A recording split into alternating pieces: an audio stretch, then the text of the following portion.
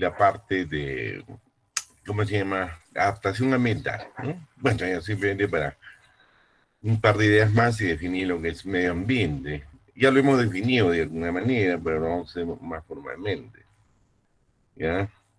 Entonces, vayamos a ver. Grabaremos.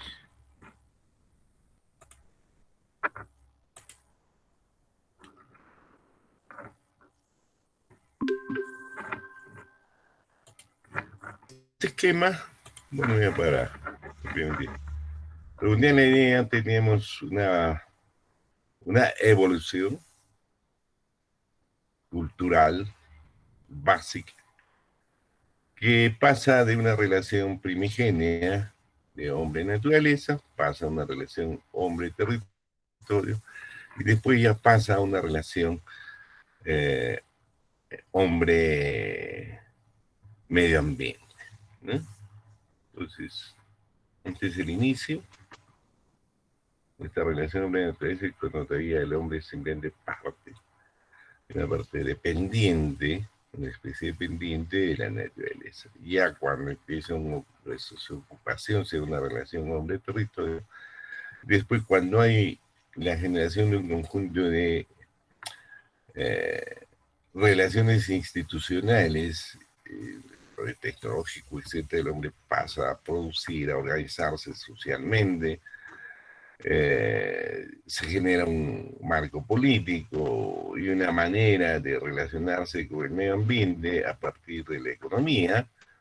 Se genera lo que sería el medio ambiente, ¿no?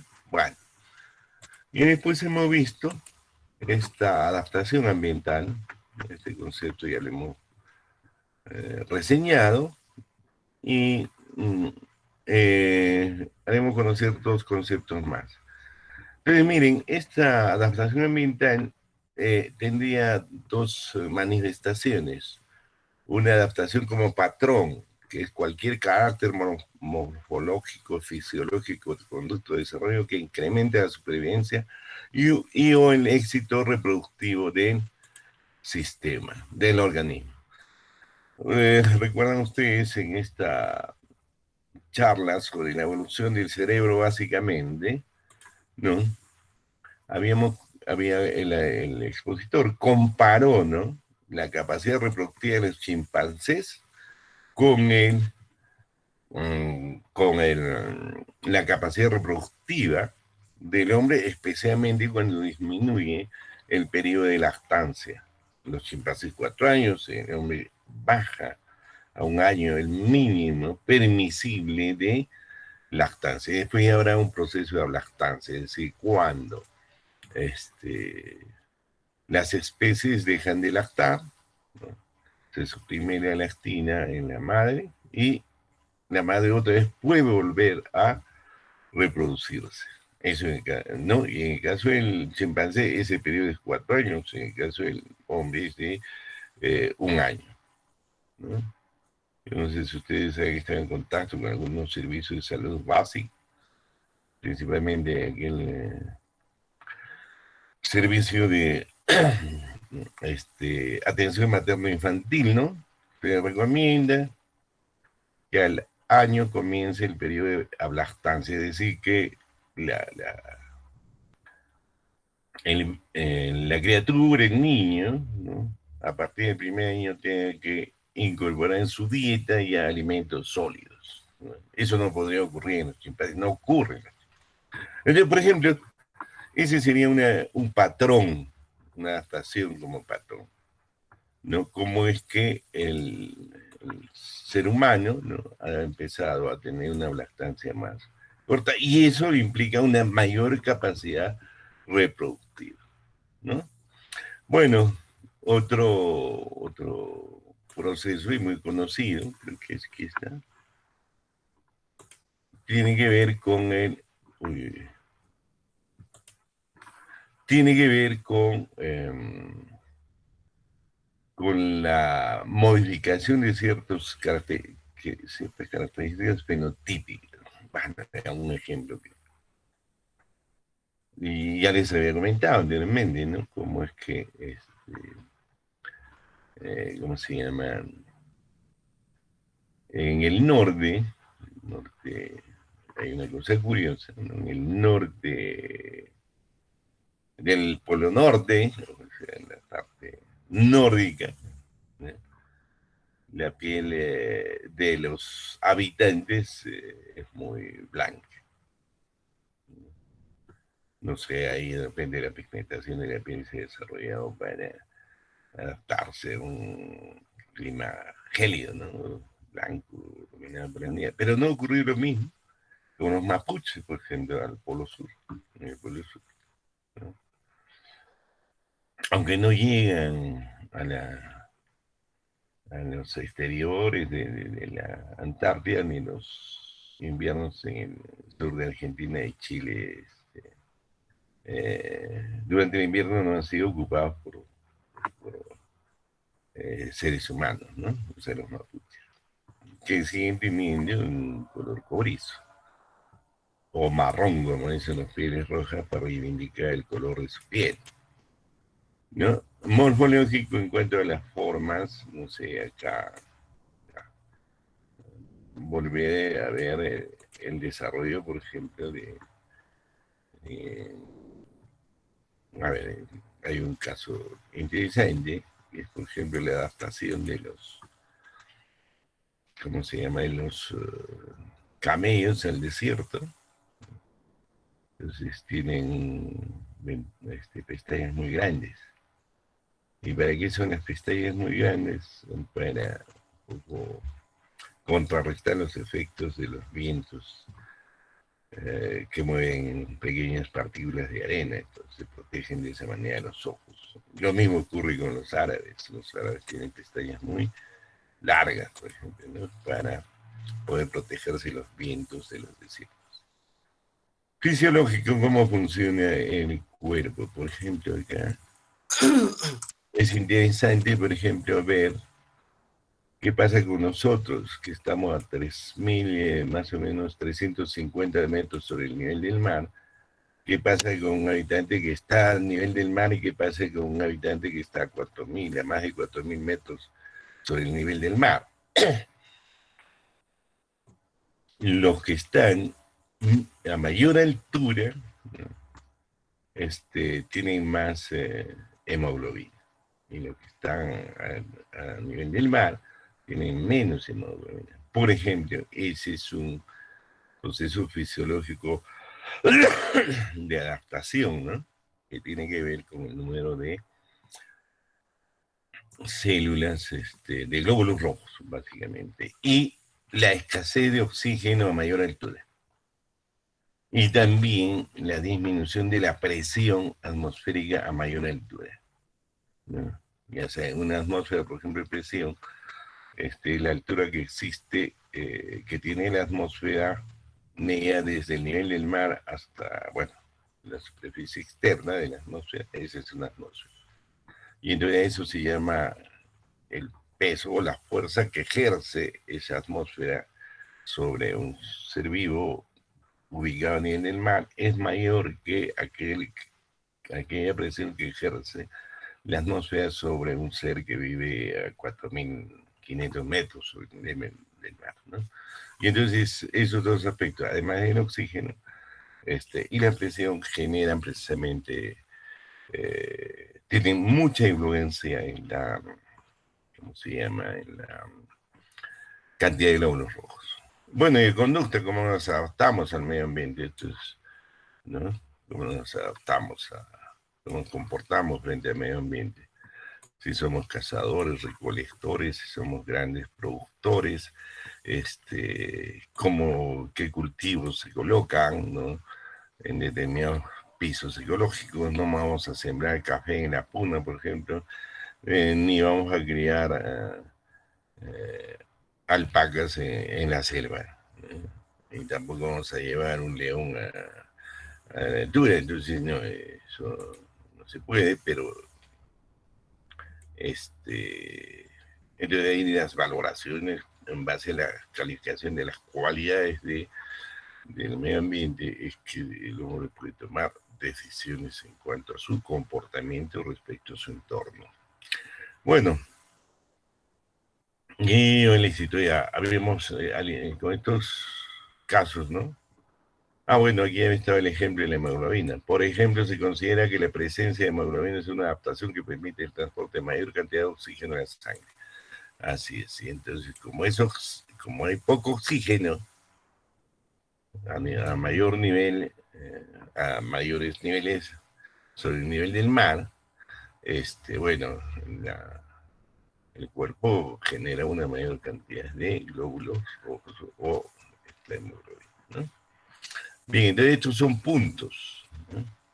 Un patrón que se reitera, ¿no es cierto?, en el comportamiento, en la adaptación, ¿no?, de los seres vivos a la naturaleza en general y ya del hombre, adaptación del medio ambiente. Bien, ¿y qué pasa cuando la adaptación se puede considerar como un proceso? Se consideran los mecanismos por los cuales la selección natural, el enfoque darwiniano, ajusta con frecuencia los genes que codifican para rasgos que afectan el número descendiente que sobreviven en generaciones sucesivas. Esto es la aptitud. Entonces, en el largo plazo, si quisiéramos hablar en esos términos, ¿no es cierto?, hay la adaptación, la selección natural y la adaptación ambiental, evidentemente tienen que influir en los genes. Ese es un mecanismo de evolución a partir de la selección natural y de la adaptación ambiental. De repente me olvidé de poner ahí este concepto darwiniano de la adaptación. Y eso transmite la herencia. Pero también hay otra transformación, podemos decir, en los genes, ¿no?, cuando se tiene que la confluencia de altos niveles de energía o energías especiales que modifican los genes de los seres vivos y se generan nuevos seres vivos, que después tienen que entrar en un proceso de adaptación ambiental también, porque muchas especies nuevas que tienen nuevos genes no se adaptan. Por ejemplo, es muy conocido el caso de Chernobyl, ¿no?, la explosión de una planta nuclear en Rusia, que eso ocurrió creo hace 40 años, si mal no recuerdo. Entonces, aquí hubo una gran emisión de radioactividad que hizo que eh, la, la población que existía alrededor de la fábrica, a muchos kilómetros más de ahí, fuera retirada para que no sufrían los efectos de la radioactividad. Evidentemente, en el momento de la explosión radioactiva la gente que estaba alrededor de la planta, bueno, sufrió, muchos murieron, otros han tenido cáncer, se les ha tenido que traer, ¿no? Se les ha tenido que retirar, darles un tratamiento del caso, pero los animales y muchas plantas se han quedado ahí. Entonces ahí se están observando actualmente ligeras modificaciones en algunas especies, no en todas.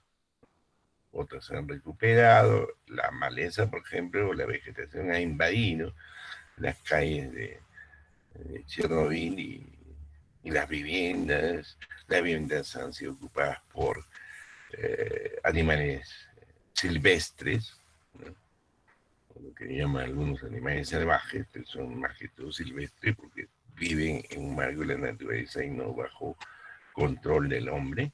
Bueno, en fin, debido, por ejemplo, las arañas han perdido sus, sus, sus telas de araña, ya no son las mismas que antes y no tienen configuraciones raras, sin esos famosos hexágonos o octágonos, creo, con los cuales tejen sus telas de araña, las arañas. Bueno, en fin. Bueno, y entonces podríamos decir, esta es una adaptación, una reacción de los organismos en el corto plazo, y esta es una reacción de los mismos en el largo plazo. Aquí hay cambios genéticos y aquí simplemente hay adaptaciones, reacciones a ciertos estímulos del medio ambiente. Bien, entonces este es un mecanismo importante, ¿no?, que que ha desarrollado o innatamente tiene el hombre para poder haber convertido, ¿no?, en una especie dominante. Pero el hombre tiene una gran capacidad de adaptación. Que en los 200 millones de existencia podríamos decir el Homus, el Homus erectus, no, un poco más allá, pero es antes que el Homus sapiens, ¿no? El Homo sapiens tiene, según algunos taxonomistas, ¿no?, que tendría 10.000 años, entonces un periodo en el cual el hombre llega a su mayor capacidad craneana hasta hace 2.000 años, ¿no es cierto?, ha vivido un periodo de frecuente adaptación. Como especie se expandió en el mundo, y se ha ido adecuando, adaptando las diferentes presentaciones de la naturaleza o existencia de las naturalezas a donde ha llegado, ¿no? Bueno, entonces el concepto de adaptación ambiental. Bien, ahora veremos la definición de medio ambiente, ¿no? Aquí hemos visto este marco de interrelaciones, ahora conceptualmente, y hemos llegado a eso a partir de un análisis, ¿no?, desde el origen del hombre, incluso de la Tierra y del universo, hasta pasando por la evolución de la vida y llegando a la categoría Homus, ¿no?, o a la especie Homus. Bueno, entonces, ¿qué es el medio ambiente? Dice, acá tenemos un concepto de la ONU. Dice, el portal de la ONU define el medio ambiente como un sistema formado por elementos naturales y artificiales, o lo que he llamado yo elementos culturales. ¿Ya? Evidentemente la agricultura, por ejemplo, es un proceso artificial. En la dinámica natural los alimentos existen ahí, como decía esta figura de Adán y Eva, ¿no?, que Dios le da al hombre, ¿no?, como se lo ubica en el paraíso terrenal, donde el hombre no realizaba ningún trabajo, pero sí realizaba esfuerzos, evidentemente, y ahí sería el Edén, sería parte de la naturaleza. Pero cuando comienza a procrearse a partir del pecado, que le incitó Eva a Adán, ¿no?, y a Dios le dice, vaya a ganarse el pan con el trabajo, con el sudor de su frente. Y tiene que trabajar. O sea, la figura en la Biblia sería que el trabajo significa una artificialización del medio ambiente y una escasez dentro de la naturaleza, ¿eh? Entonces hay mitos que explican estas relaciones básicas que nosotros estamos viendo. Bueno, entonces del paraíso pasamos, ¿no es cierto?, ya a una producción artificial de nuestros alimentos. En el paraíso ni siquiera ropa teníamos, ¿no? A ver si les voy a mostrar un video del Patillín y la Madame Pituca sobre este asunto del paraíso terrenal. Bueno, entonces, y después pasamos ya a la artificialización, ¿no? De lo natural pasamos a la artificialización. Bueno, de nuevo leyendo. Un sistema formado, el medio ambiente como un sistema formado por elementos naturales y artificiales que están interrelacionados. Naturaleza y lo artificial ya comienzan a interrelacionarse, es una interdependencia mutua, o interdependencia, que es igual a dependencia mutua.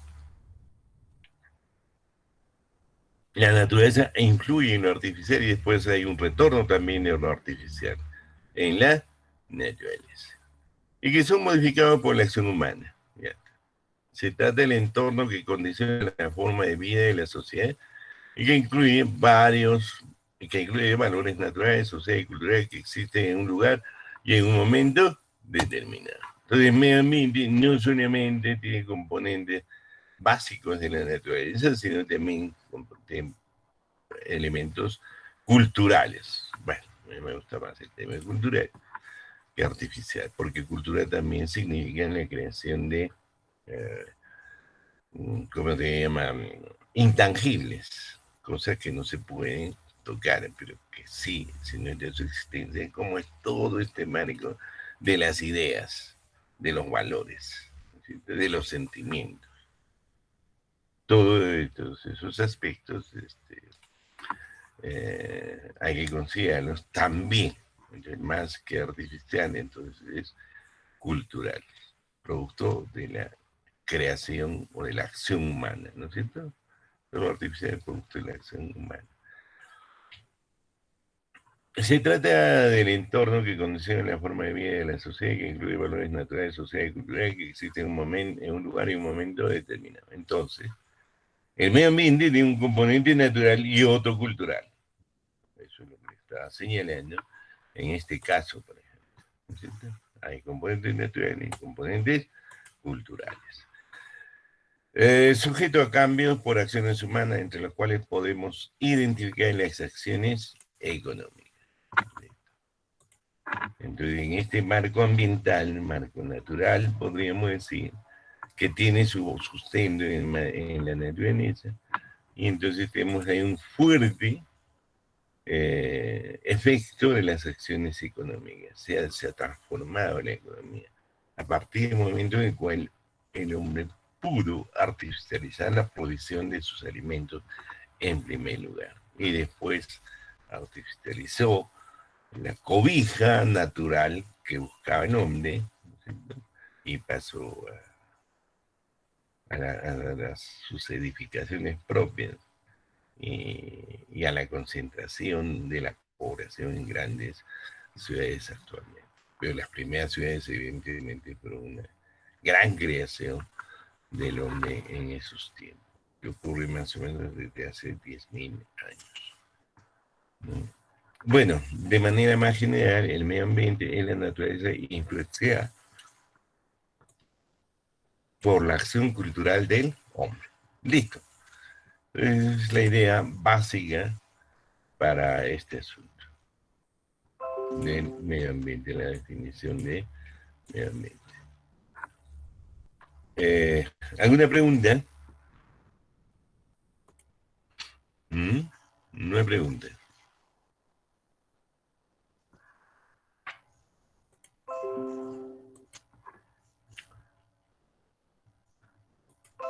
Bien. Avancemos entonces a algunos otros aspectos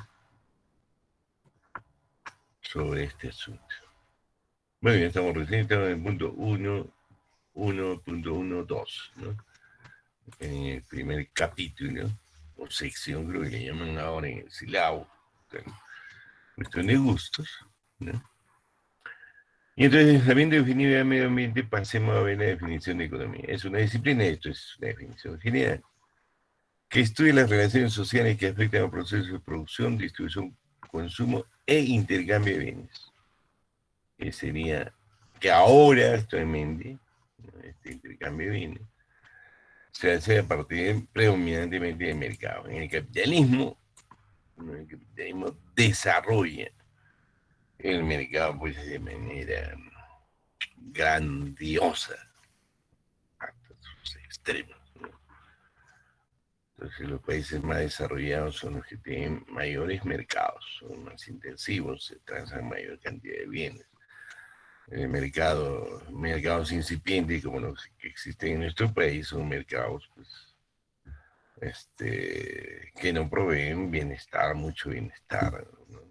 Y si dentro de nuestro país nosotros identificamos alguna zona, ¿no? Existen también zonas en las cuales casi no existe el mercado.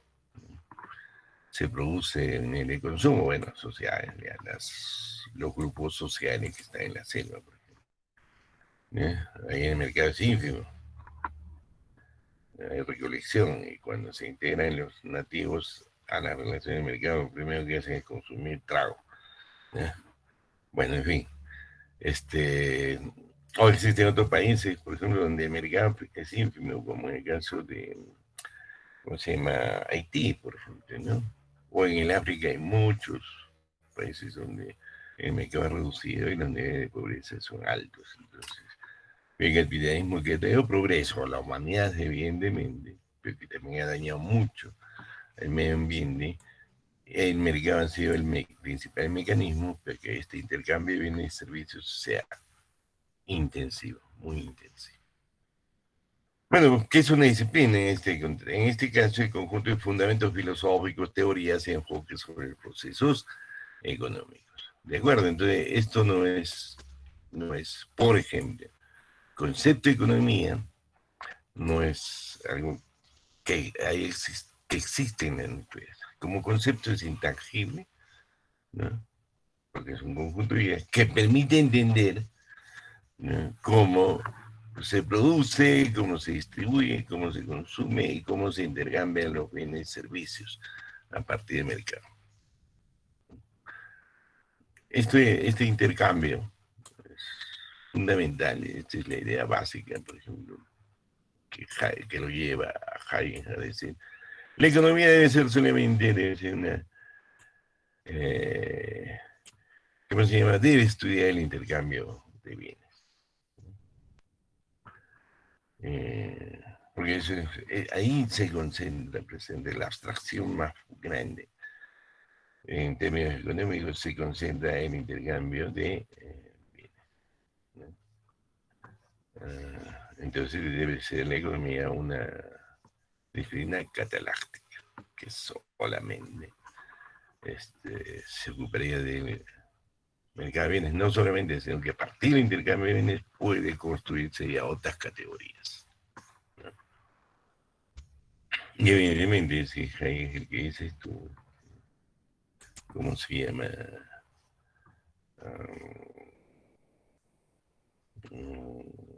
Tomará en cuenta, ¿no?, la importancia de la utilidad en este intercambio de bienes, ¿no?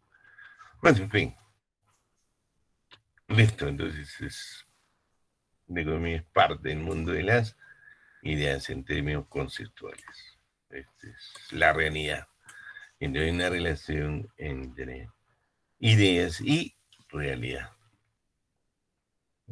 Bueno, entonces estaríamos entrando ya a la definición, o habríamos ubicado la definición entre economía y mercado, y de manera más sistemática pasaremos a ver esta diapositiva, o a leer esta diapositiva. La relación economía-medio ambiente es una construcción lógica, ideas, que establece la relación directa entre el uso de los recursos naturales por parte del hombre con sus fines productivos y de consumo. Esto es importante.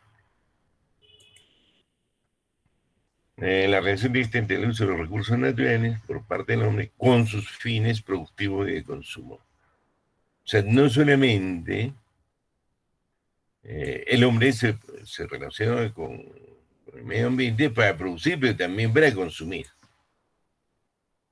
Sea en una economía de mercado total, donde se relaciona el consumo y producción. Entonces, ahí se materializa esa relación entre economía y medio ambiente. Podríamos ir en mercado, sin dejar de tomar en cuenta que hay otros procesos de intercambio, ¿no? Sin dejar de reconocer que hay, en el caso del mercado, la esfera productiva está separada de la esfera de consumo. Hay sociedades en las cuales la producción y el consumo están incorporadas en una misma unidad social, ¿no?, una misma familia. Pues el caso de las familias campesinas. Claro, ahora ya no hay campesinos puros, podríamos decir, en los cuales los campesinos producían, ¿no?, para consumir. Entonces, parte, y después hay una evolución cuando ya comienza a haber relaciones de intercambio, ya los campesinos comienzan a producir para el autoconsumo y también para el intercambio. Y en otros procesos ya producen para el autoconsumo y también para el mercado, ¿no? Bien. Actualmente Bueno, ya me imagino que ustedes van a estudiar economía campesina en el curso de economía agraria. ¿No? Bueno, en esta relación, economía y medio ambiente, la naturaleza es considerada como un medio para satisfacer el metabolismo biológico y social del hombre. Y la distribución y el intercambio de bienes y servicios son construcciones culturales que condicionan el uso de los recursos naturales. No lo determinan, sino simplemente hay un condicionamiento. Es decir, es parte del contexto, no es parte de la acción de la relación causa-efecto, a lo cual se llama, sería una cuestión determinante, una relación determinante. O sea, siempre ocurriría eso. Las construcciones culturales son diversas, ya saben, a partir del proceso de adaptación. Entonces existen muchas construcciones culturales que ha hecho el hombre. Esas diferentes construcciones culturales condicionan el uso de los recursos naturales. Bueno, ya, ampliaremos este asunto.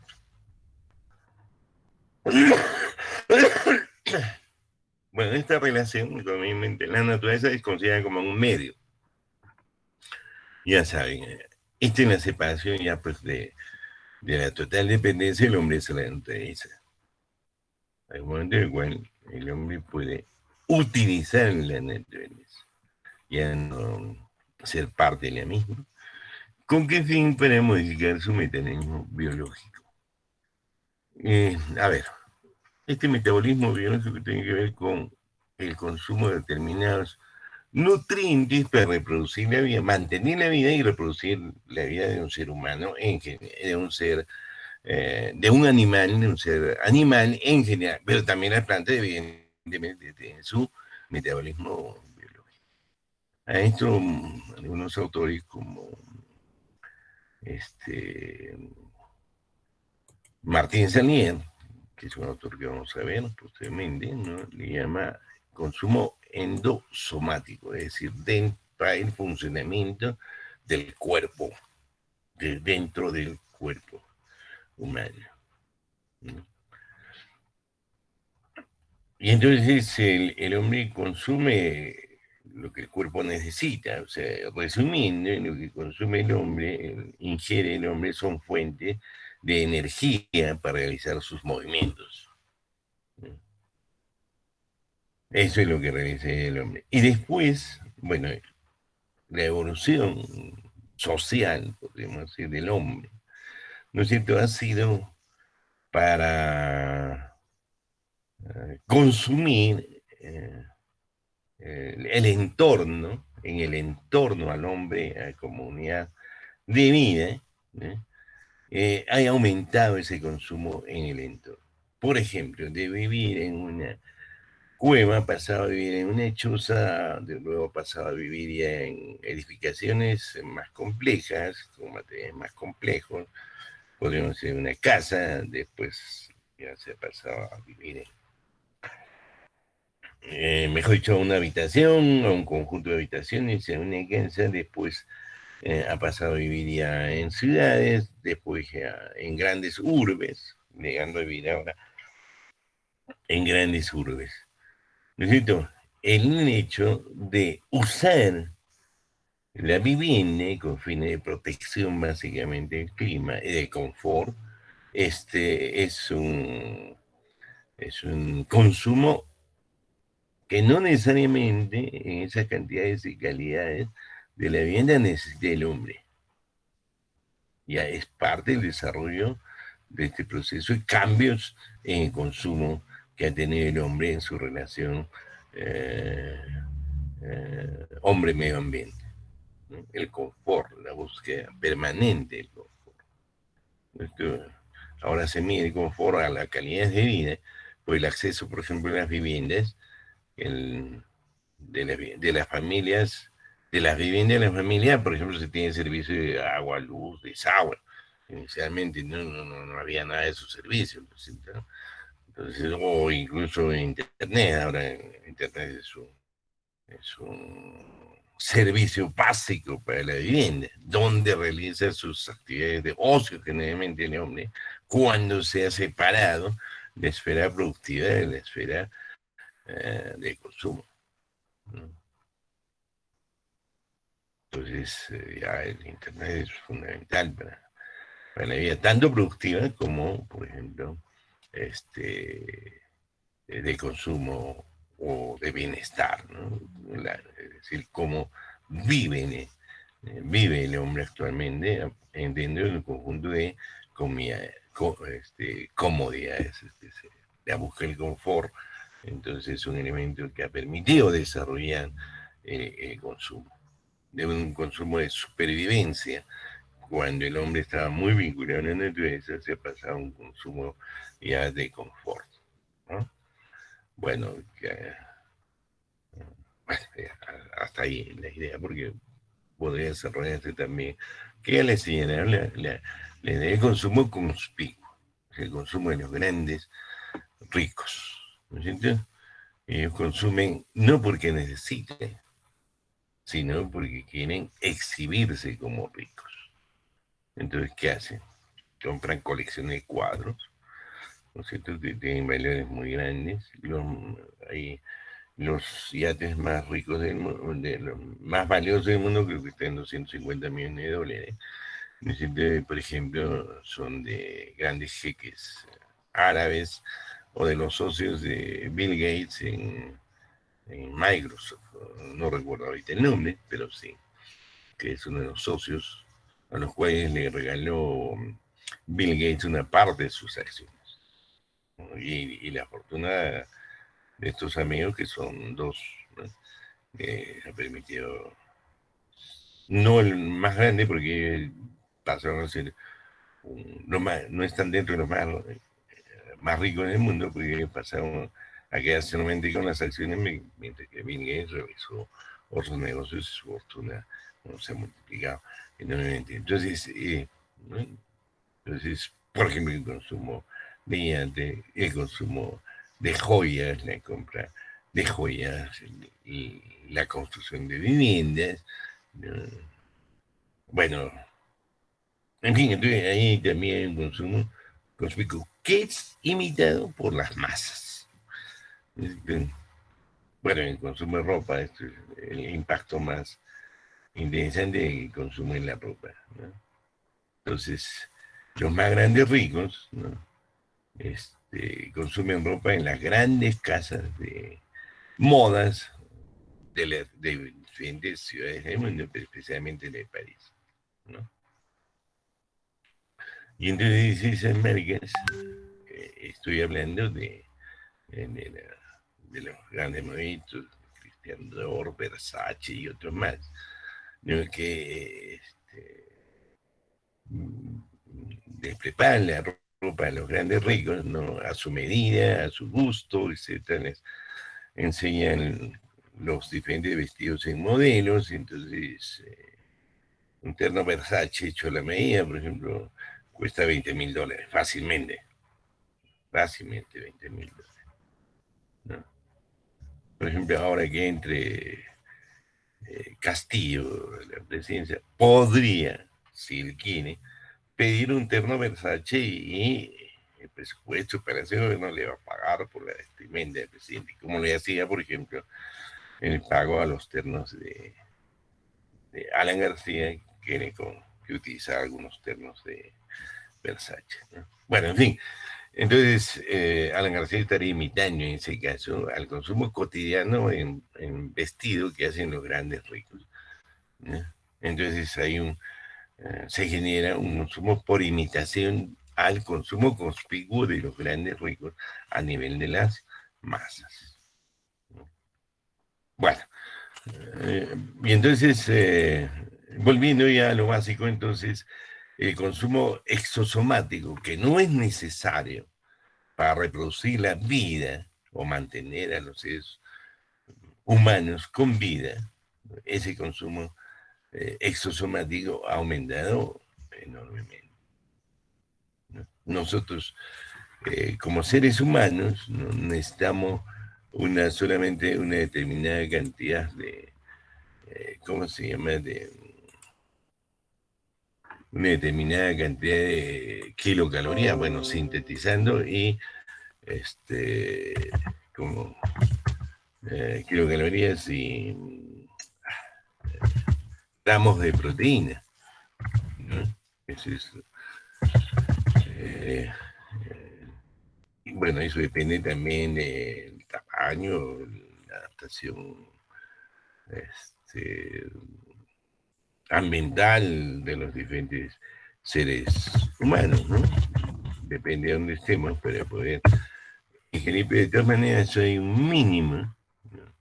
Hay un mínimo que tenemos que consumir de kilocalorías, ¿no? Aquí yo tengo un cuadro, por ejemplo, dice, lo voy a subir, ¿eh? Voy a, voy a subir mejor esta información.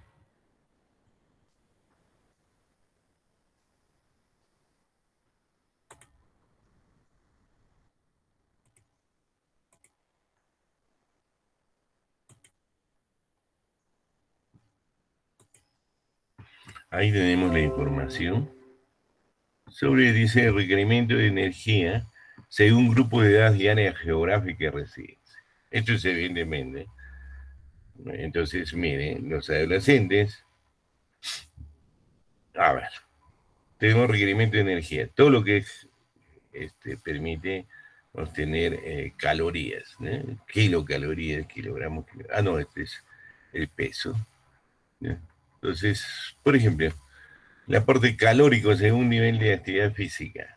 Ya tenemos acá 12, 13 años por sexo, varones, mujeres, que deben ser machos y hembras, para no tener problema de género. Es una degeneración en nuestras, ¿cómo se llama? En nuestras... Bueno, aquí vemos básicamente requerimiento de energía urbana.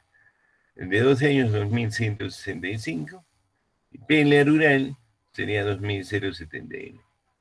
Entonces, acá lo que estamos viendo es que habrá más desgaste de energía, más actividad seguramente en las zonas urbanas. Es ligeramente más alto, no es mucho.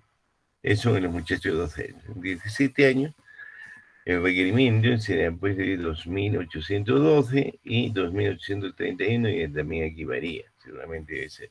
Pero las mujeres, como son menos activas que los hombres, en los varones tenía 2.165 de 12 años y en las mujeres 1.903. Pasando ya a los 17 años, miren, los hombres somos más activos que las mujeres, requerimos más ingesta calórica. Eso en las ciudades, y en lo rural, también hay esas diferencias, ¿no? De 2071, por ejemplo, para 12 años, a 1.873 en las mujeres y 2.831 para mujeres de 17 años y 2.100. Aquí las mujeres consumen más. 2.800, no, los varones 2.831 y las mujeres 2.113. Acá, por ejemplo, los requerimientos de consumo endosomático de las personas estarían siendo diferenciadas, ¿no? Por el sexo y también por el lugar de vivienda, la urbana, rural. Entonces estos requerimientos son de energía y vitamina, ¿no? Igual acá las vitaminas son, bueno, interesantes, liposolubles e hidrosolubles. Estos se diluyen en las grasas, hidrosolubles se diluyen en el agua, ¿no? Igual también aquí hay diferencias, aquí hay el tipo de vitaminas, ¿no? Entonces, yo no veo mucho, estos cuadros son muy pequeñitos. Unidad gramo por día, vitamina A en los varones de 2 a 3 años, 600 y 900 de 14 a 17. Las mujeres De 600, de 12 a 13, pasa a 700. Los varones consumimos más vitamina. En la D casi es lo mismo, y etcétera. Ahí vemos varias diferencias, ¿no es cierto? Entonces, acá también, pero entonces, como los nutrientes básicos están las vitaminas, hay requerimientos minerales, esto no necesariamente lo tenemos que ver. ¿Eh? Bueno, bien, entonces ahí vemos lo básico. Voy a ver un dato más.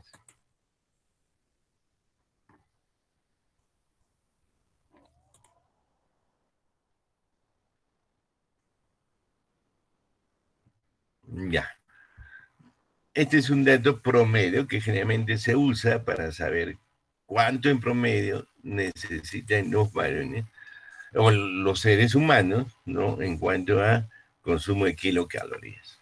Dice 220 kilocalorías medio de 60 años, y 1850 calorías en mujeres.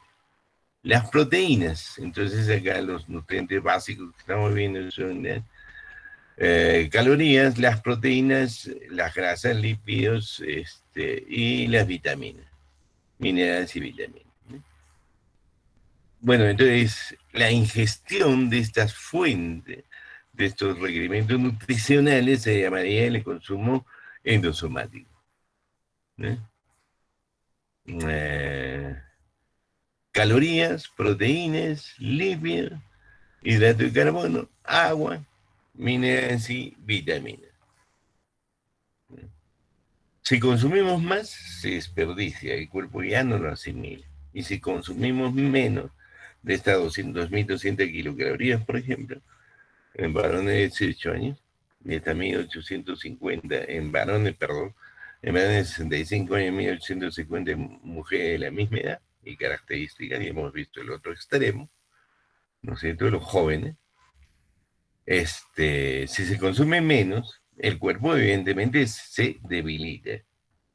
En promedio, para estas edades, este sería el consumo de kilocalorías, que son la fuente principal para generar energía.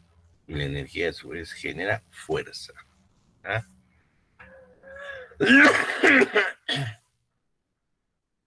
Bien. Bueno, tenemos ahora las proteínas se miden en gramos proteína. Y no sé, aquí son 130 por día, pero acá 1 gramo por kilo de peso, ¿no? Bueno, entonces acá la ingesta de proteínas necesaria, mínima necesaria, será en promedio, ¿no?, de 1 gramo por kilo de peso, ¿no?, y día. Ese sería el requerimiento, ¿no? Entonces, bueno, a este consumo entonces endosomáticos a veces se dice que es un consumo tecnológico, natural. Entonces hay una tecnología para mantener la vida, ¿no?, determinada por la composición, la estructura del cuerpo humano, para que requiere cierta cantidad. Esto equivale a la gasolina de un carro. Para que funcionemos, porque nos movamos, entonces hay que consumir kilocalorías, ¿no? Las proteínas fundamentalmente están destinadas para la formación del cerebro, para el pensamiento, etc.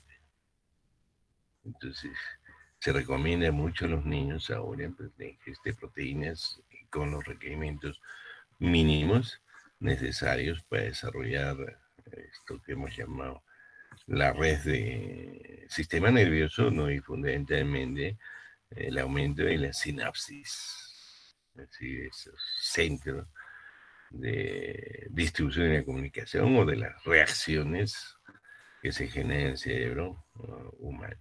Entonces, cuanto más sinapsis habrá más inteligencia que se sustenta el consumo de proteínas. Los lípidos son las grasas. Esto también es un elemento importante, entonces, para las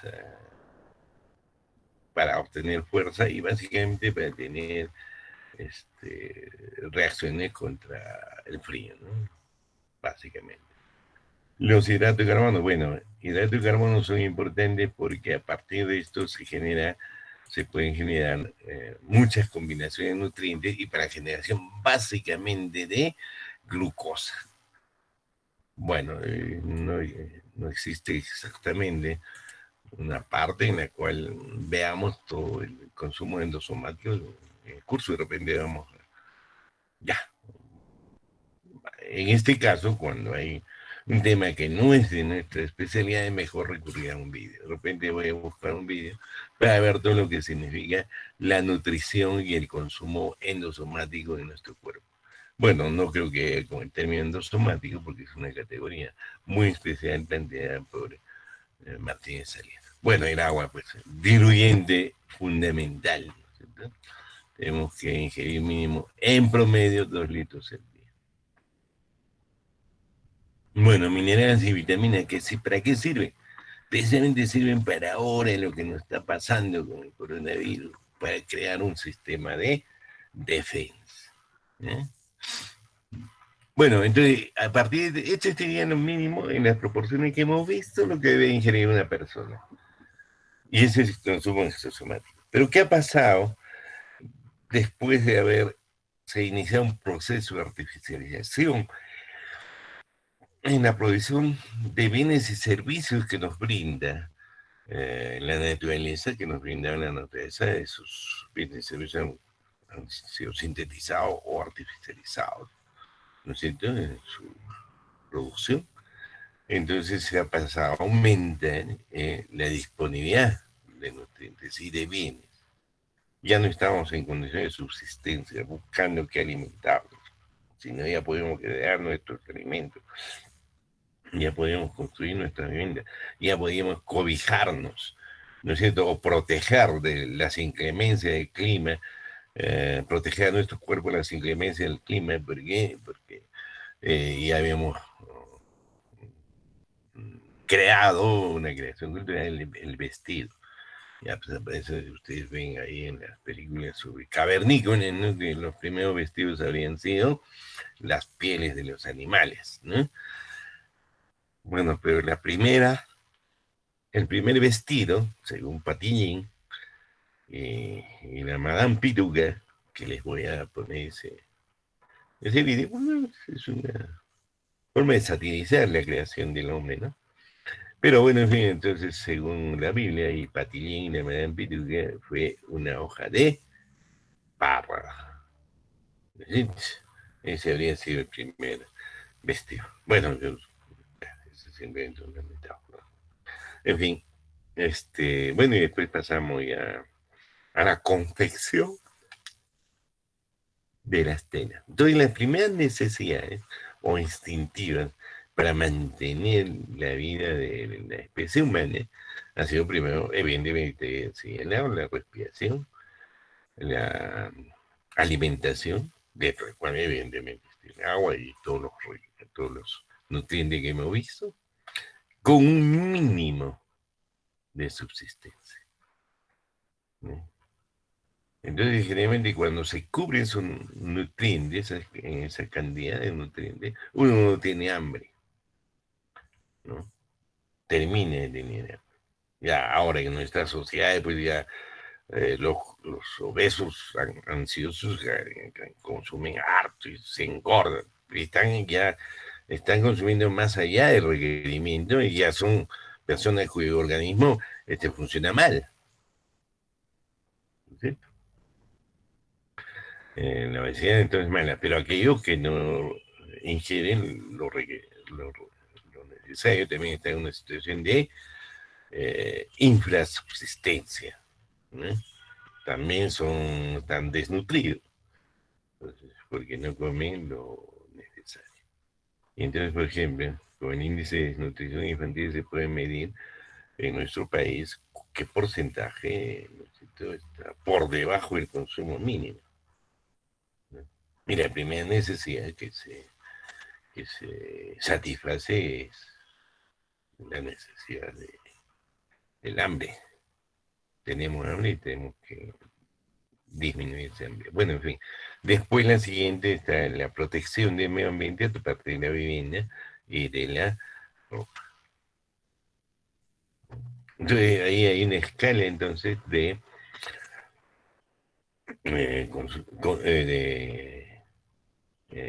requerimiento de consumo que más se aproximan a la naturaleza. Pero ya cuando se creó el primer excedente comenzaron cuando ya las sociedades humanas, los grupos humanos comenzaron a generar nutrientes más allá de los que requería el cuerpo humano, del consumo endosomático, entonces ya comienza a aparecer el consumo exosomático, fuera de los requerimientos mínimos del hombre. Y entonces, en los años que han pasado, en 200 millones de años, entonces el consumo exosomático, en el consumo endosomático se ha mantenido constante, podríamos decir, ¿no? Pero lo que ha crecido enormemente es el consumo exosomático, ¿no? Y evidentemente esa es una de las relaciones básicas del, ¿cómo se llama? De las relaciones básicas entre economía y ambiente. Entonces, un aumento, un crecimiento enorme en la producción y un crecimiento enorme también exosomático a nivel de la actividad y consumo. Ay, perdón, me he perdido dónde estoy. Ah, ya, estoy acá. Bien, y voy a volver a subir donde nos encontramos anteriormente. Listo. Bien. Bueno, entonces, estas relaciones que hemos estado viendo, y parece que voy a buscar una diapositiva, estas relaciones que hemos estado viendo, entonces se pueden ver, a partir de acá se puede ver, se puede sistematizar estas relaciones de producción y consumo a través del mercado y de los mercados, ¿no es cierto? Desde el enfoque de dos escuelas distintas que vamos a tener influencia mucho en la forma de entender la relación economía y medio ambiente. Una es la escuela neoclásica y otra es la escuela, podríamos decir, con una fuerte influencia de la física y de la economía política, ¿no? Que sería la economía ambiental. En el caso de la influencia de la teoría neoclásica, sí. Y en la economía ecológica, en el caso de la influencia de la física y la economía política, ¿no? Bueno, ya, son las 8:23, un descanso hasta las 8:30, muchachos. ¿Estamos? Bien, los dejo entonces.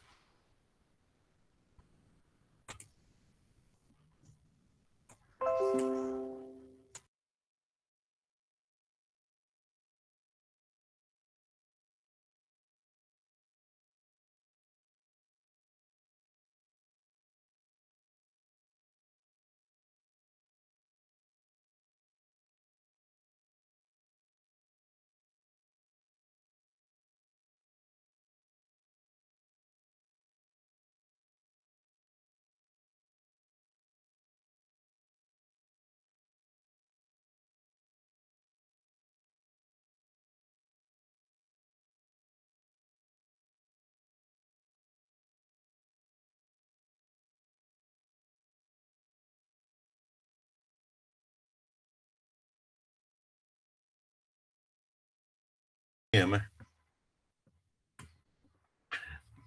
habíamos llegado a este punto en el cual la relación economía, eh, medio ambiente, ¿no?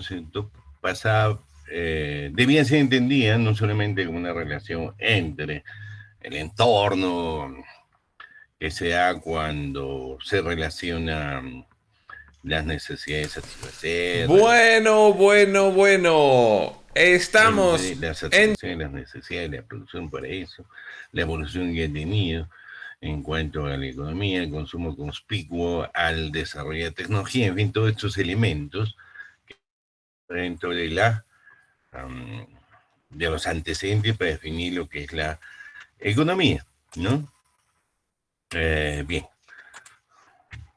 Bueno, aquí tengo ya les explico ya.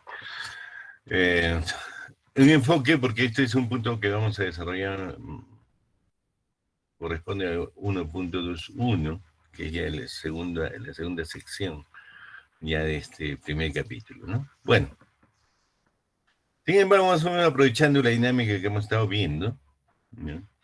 Vamos a comparar dos enfoques. Uno, el de la economía clásica sobre la economía.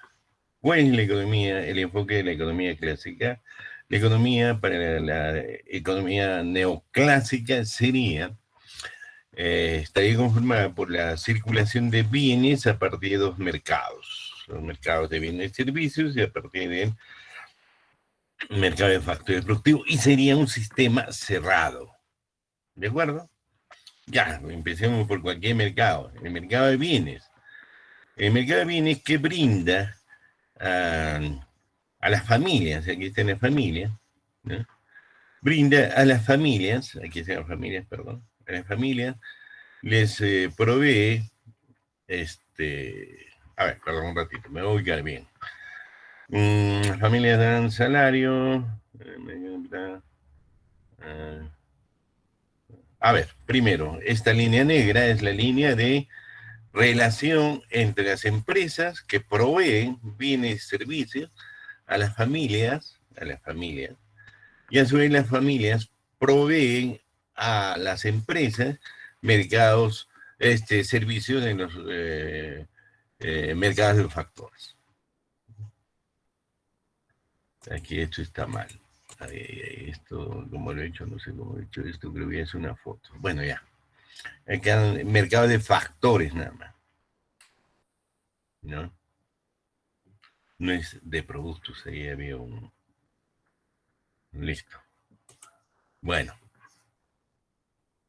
entonces aquí están los bienes y servicios. Entonces los bienes de servicios son provistos por las empresas a partir del mercado de bienes a las familias, ¿no? A su vez las familias proveen servicios de fondos que poseen. Acá tenemos tres fondos, básicamente, que son los fondos de capital, trabajo y la tierra. Son servicios, entonces, las, eh, las familias que proveen a los mercados de factores para producir. A través del mercado de factores proveen a las empresas estos um, servicios. ¿Ya? Y a cambio, ¿qué dan por estos bienes y servicios? Las familias, ¿no es cierto?, entregan dinero, que es donde obtienen su dinero del salario, los intereses y la renta. Acá también tenemos ese mismo flujo. Los mercados, a su vez, de factores por los servicios que producen las familias, que brindan las familias a los mercados de factores. Los mercados de factores entregan salario, intereses y renta, dinero en forma de salario, intereses y renta de la familia, que a su vez, ¿no? Adquieren bienes y servicios. Por parte de las empresas, sabemos, producen bienes y servicios que van al mercado de bienes y servicios que son consumidos por las familias, ¿no? A su vez, estas familias, por estos bienes y servicios, entregan dinero a las familias proveniente del salario de interés y renta, ¿no? Y las familias, a su vez, entregan servicios de fondos a las empresas para que inicien los procesos productivos que se convertirán en bienes y servicios. Listo, este es el enfoque circular. El problema acá de este enfoque circular es que no es un sistema abierto, es el enfoque de la economía neoclásica, sino es un sistema cerrado. Como alternativa a este sistema cerrado, existe el enfoque de la economía ecológica, ¿no? Que aquí está la economía clásica, que es este sistema cerrado, se encuentra acá en la economía clásica, ¿no? La virtud de este sistema es que tiene un enfoque termodinámico, es decir, un tratamiento de la energía, del cambio en la calidad de la energía que provee la fuerza necesaria, o el movimiento necesario para la transformación de bienes o de insumos, de inputs en outputs. Aquí entonces en la economía neoclásica que hay, primero hay una circulación de inputs y outputs, ¿no es cierto? Inputs para la producción y outputs para el consumo, ¿no?, de la familia. Más o menos ese es el esquema de funcionamiento. Pero también acá, este sistema de la economía neoclásica, hay una circulación, gracias a la circulación, a la provisión y consumo de bienes y servicios, ¿no es cierto? Ese movimiento, ese intercambio de bienes y servicios se da a través del dinero. Esto estamos hablando de una economía, podríamos decir ya, capitalista, una economía contemporánea. Acá no, no es aplicable, ¿no es cierto?, el enfoque de los mercados a sociedades anteriores, por ejemplo, la comunidad primitiva, o el esclavismo, o el feudalismo, ¿no? Acá el mercado es el que está enseñoreado, podríamos decir, el mercado. Bueno, entonces esta economía la vemos acá. Entonces el sistema anterior, podríamos haberlo colocado acá, pero simplemente le ponemos economía neoclásica. Pero ¿cómo se produce entonces? Se produce a partir de la energía. ¿Qué es el trabajo en un sistema productivo? Es el factor que contribuye a la transformación de determinados inputs en outputs mediante, ¿cómo se llama? La utilización de diferentes medios de producción. Entonces, para que haya producción es necesario trabajo y capital, y un conjunto de recursos provenientes de la naturaleza. En términos generales, esos recursos provenientes de la naturaleza, ¿no es cierto?, estarían representados por la obtención de renta de determinados fondos, como es la tierra para la agricultura, para la ganadería, o la existencia de recursos naturales no renovables y renovables también, que provienen de la naturaleza para su transformación. Es decir, que la naturaleza brinda energía útil que ingresa al sistema productivo definido por la relación entre familias y empresas. ¿Y de dónde viene esta energía? Básicamente proviene de la energía solar, o bueno, acá en una forma más abierta, más amplia, proviene de la naturaleza. Entonces aquí la energía, bueno, está sintetizado, pues, ejemplificada a partir de la energía solar, ¿no?, que se transforma en energía útil, y esa energía es incorporada al sistema de producción y consumo planteado por la economía neoclásica. Bueno, por otra parte, de la naturaleza vienen materias primas que ingresan al sistema de mercado de producción y consumo planteado por la economía neoclásica. Estas materias primas, en su proceso natural, se reciclan. Este concepto es importante porque aquí vamos a ver diferentes ciclos naturales de diferentes elementos químicos y también de diferentes compuestos, ¿no? Entonces, este reciclaje o transformación de las materias primas, que ya es una categoría económica, se transforma en un reciclaje que hay varios ciclos, y eso genera residuos materiales. Acá no hay nada cultural en este proceso de la existencia de materia prima y la existencia de un reciclaje o un proceso de transformación, ¿no es cierto?, genera también residuos materiales, pero también estos elementos, la materia prima, entran directamente a la economía clásica, pero una vez reciclados también ingresan al sistema de la economía neoclásica. Bueno, así como hay un ingreso, entonces, diferentes inputs a la economía neoclásica, al sistema de producción y consumo de la economía neoclásica, también hay una generación de energía residual que se disipa. Entonces, aquí hay un punto fundamental de la economía ecológica. El sistema económico planteado por la economía neoclásica funciona a partir de determinada cantidad de energía y la producción de materias primas provenientes de la naturaleza. Y una vez realizado el consumo, ahí el sistema expulsa una energía residual, energía que tiene menor utilidad que esta energía útil que ingresa al sistema, ¿no? Y eso se disipa, en términos de calor, estamos diciendo. Se estamos pasando de energía a calor, podríamos decir, cuando se ocurre ¿cómo se llama? Cuando se produce y se consume en este enfoque de la teoría neoclásica. Y acá vemos un poco, entonces, esa relación básica que existía entre las naturaleza. Podríamos decir, es el proceso de transformación natural que existe, ¿no es cierto?, de haberse convertido la energía en materia. Recuerden las primeras clases, ¿no es cierto? Esa relación materia-energía en la base de la naturaleza. Ya desde el origen del universo. Pasamos de partículas atómicas a átomos, ¿no?, que ya son una manifestación de la materia, la manifestación básica de la materia, de los átomos, o de sus diferentes combinaciones. No.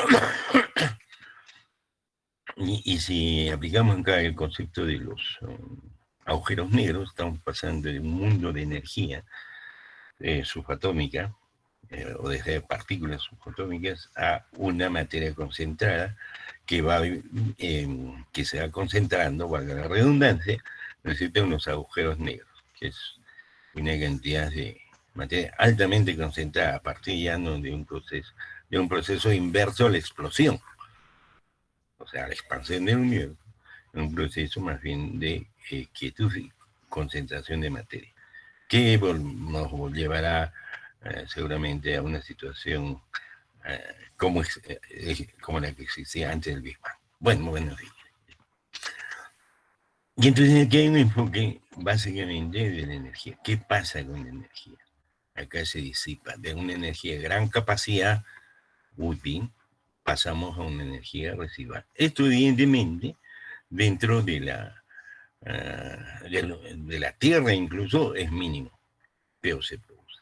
Por ejemplo, energía útil, ya, el petróleo, ¿no? La capacidad de combustión controlada del petróleo, ¿no? Después ese petróleo, a partir de el funcionamiento, si se aplica el funcionamiento de una máquina, ¿qué va a expulsar el petróleo? Ya no va a expulsar gasolina, que pueden ser utilizadas en los procesos productivos o de transformación de la economía neoclásica, sino simplemente va a expulsar básicamente dióxido de carbono y agua, ¿no?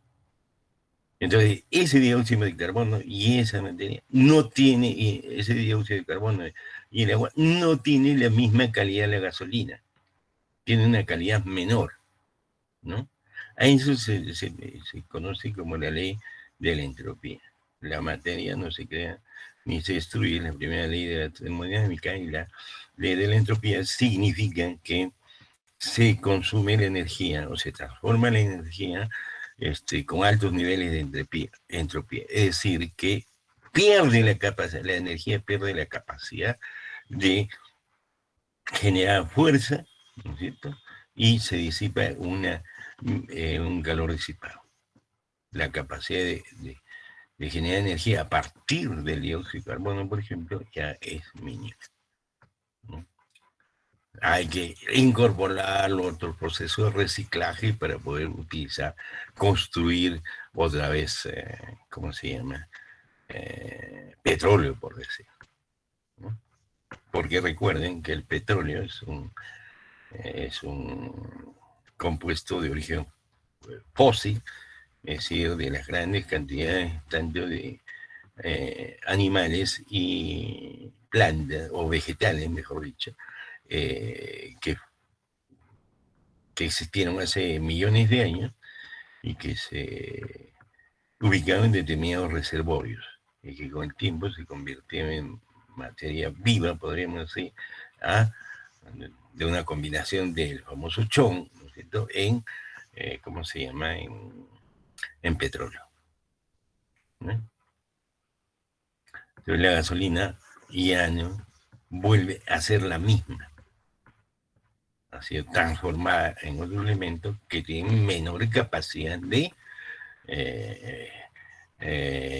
realizar o generar fuerza para transformar, porque recuerden la tecnología, bueno, no recuerden, sino que lo vamos a reseñar y vamos a hacer más referencias a la tecnología. En un primer momento, cuando se inventa o se descubre o se artificializa los procesos de reproducción animal y vegetal por parte del hombre, simplemente se está utilizando las capacidades visuales o sensoriales que nosotros observamos en la naturaleza. Ya después un paso más avanzado es sustituir la fuerza humana, ¿no es cierto?, con fuerza mecánica. Y ese es el invento precisamente de la máquina. Pero para que funcione una máquina se necesita ciertas fuentes de energía, ¿no? Y entonces con la máquina se multiplica la fuerza del hombre, ¿no?